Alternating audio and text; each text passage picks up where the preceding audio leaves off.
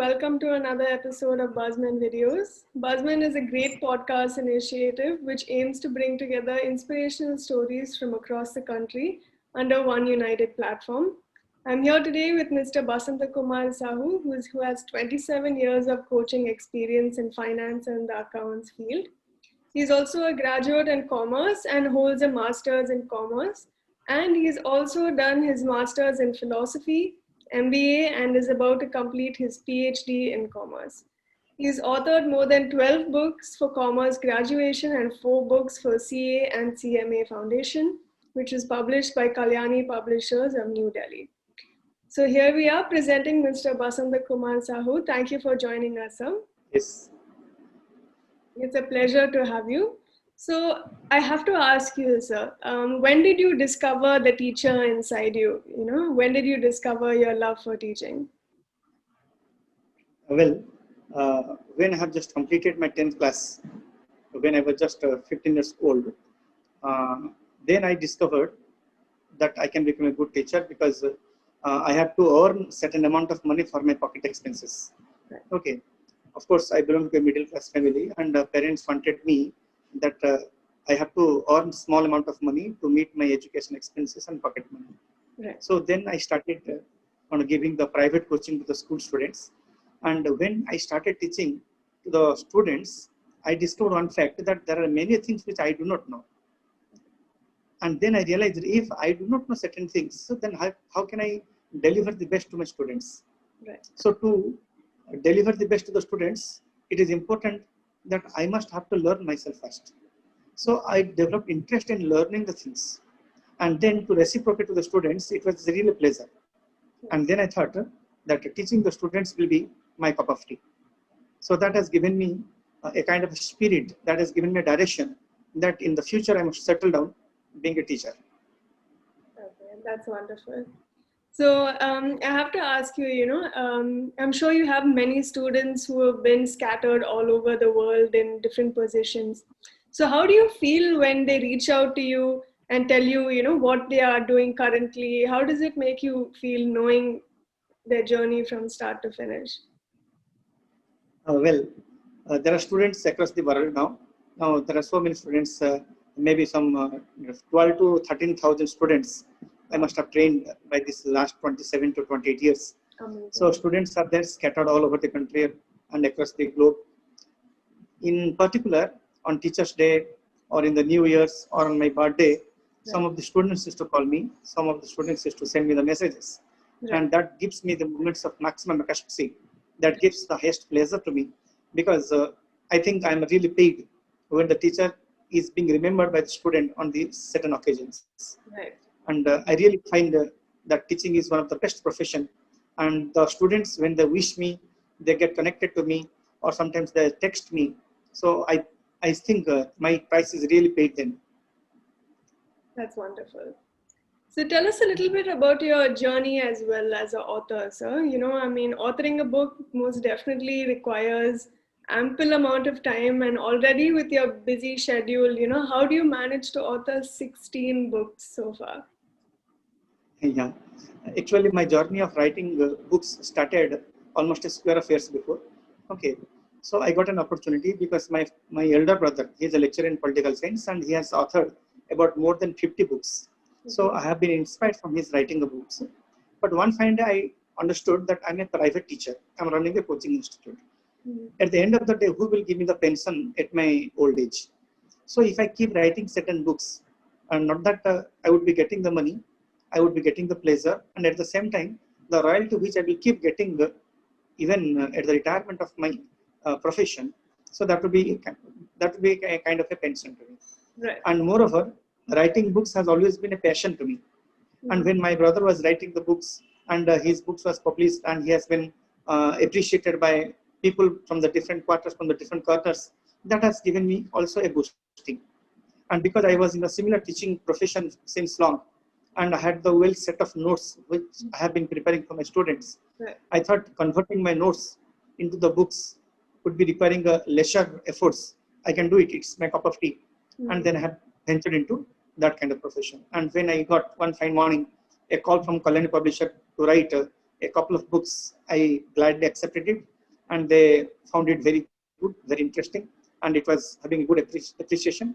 And when the students also really appreciated the writings and the script, so I started getting the order from Colin Publishers, and I have completed already so around 16 books, and another 6 books in the process to be published in the times to come. That's quite amazing, sir. So please tell us a little bit about your family also. I'm sure with your classes and your book writing, I don't know how you manage your schedule at all. So please tell us how you manage to incorporate everybody. Yeah, I'm taking my classes at the institute. So when I take my classes in the institute, I'm away from my home. But when I'm writing all the books, I'm preparing the manuscript, preparing the writings, so that I take down in my home itself. So I sit before my laptop, I prepare everything. Okay. So in that way, I'm able to get attached to the family, and instead of watching TV and instead of spending some time with my friends, I'm sitting in my family itself, and I'm getting connected to the family. At the same time, I'm preparing my manuscript, preparing my scripts ready. So that way, I'm managing my work-life balance, you can say. Yes. Okay. So now we also hear that you're a little bit into philanthropy work of your place. So if you can please shed some light on that as well.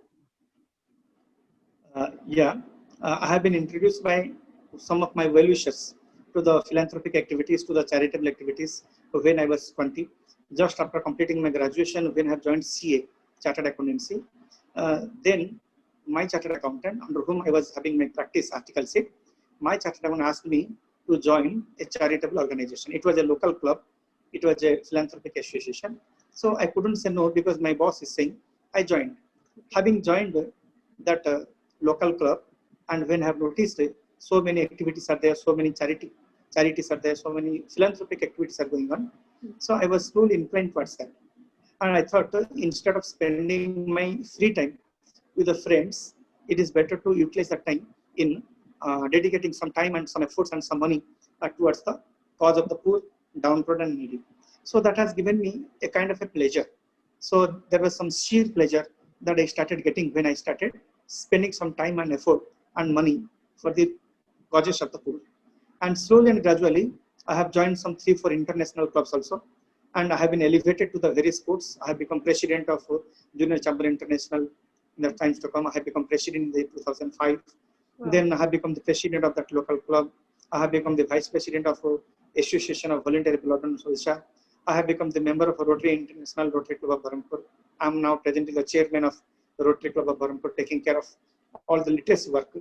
So last 25 to 30 years, I am spending my spare time on that charitable and philanthropic activities because, hey, as you understand, at the end of the day, at the end of the life, we will be carrying all that memories of good things, right, and we will be cherished for a long time. That I strongly believe. That's absolutely wonderful, sir. I'm sure everyone greatly appreciates your work as well. So now I have to ask you, would you say in all your years of teaching, you've been able to see different generations of students? So would you say there is a big difference between students who have had access to smartphones and students who do not have had access to smartphones? Yeah, actually I have seen a great difference between the two because last 25, 26 years, I have been teaching the students without technology.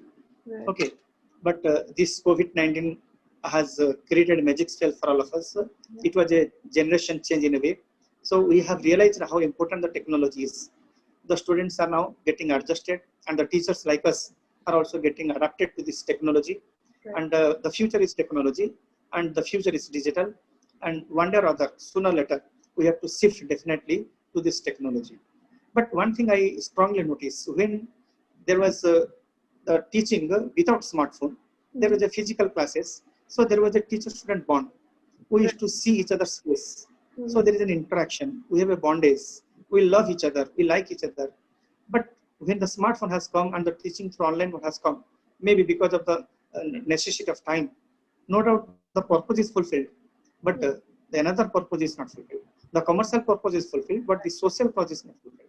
Right. We are taking the class, we are getting the money, but that bondage of the teacher and student, which must stand for the long time, that is missing. Missing.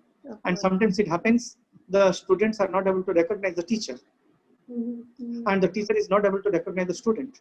The online class is going on, but the students are switching off the video.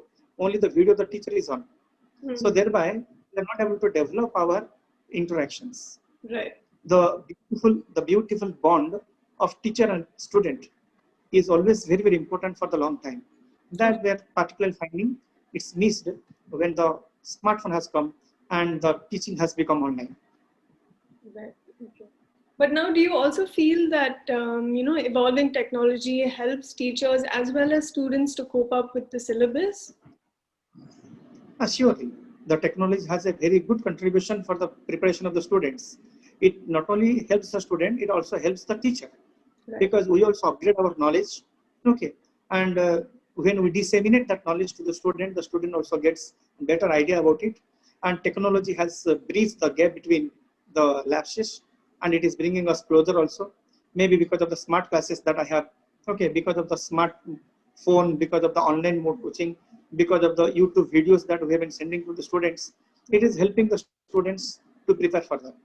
Okay, sometimes if any of the student is missing the classes, later on he can browse that YouTube and he can get through. So that helps him. All right.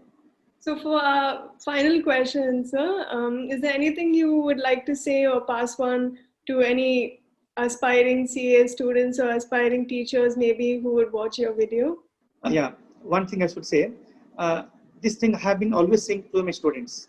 I say a good student should come forward to become a teacher. But what is the trend? Only those students who are not getting the job elsewhere, students who are not becoming successful in their destination, say they ultimately come back to the teacher for the bread and butter. Right. But my case was totally different. I have become a teacher by choice, not by chance. I was a good student. In MCOM, I was the topper. MPhil, I was the topper. MBA is the topper. I could have gone for a good job, but I have decided no. If I'm a good student, then I must spend my time and knowledge to create the good students. Right. So a good teacher can teach the best to the students, and for that, the teacher has to be a good student. Suppose a student gets 90%, he prefers to become a doctor or he prefers to become a chartered accountant, but very few people wish to become a teacher. I want all the 90% students, they must aspire to become a teacher, to become a lecturer, so that they can produce hundreds of chartered accountants, hundreds of doctors, hundreds of engineers. Our society do not want the left out students to become teacher. Right. Our society wants the best of the best gems to become the teacher, to nourish the future of the students and to nourish the economic, social, and the political life of our country. In a way, to save the beauty of our country, to save the commercial viability of our economy, it is very, very important. The good student must venture into the teaching profession. All right, That sir. is what I'm always longing for. Right. So that's absolutely wonderful to have some words of wisdom for you. And it's a great pleasure to have you on our podcast. Thank you once again for joining us. Thank you, madam. Thank you for the opportunity. Thank you once again to all our viewers for tuning in, and stay tuned for more videos of inspirational stories coming to you. My name is Roya, signing off from Buzzman Videos. Stay safe, everybody.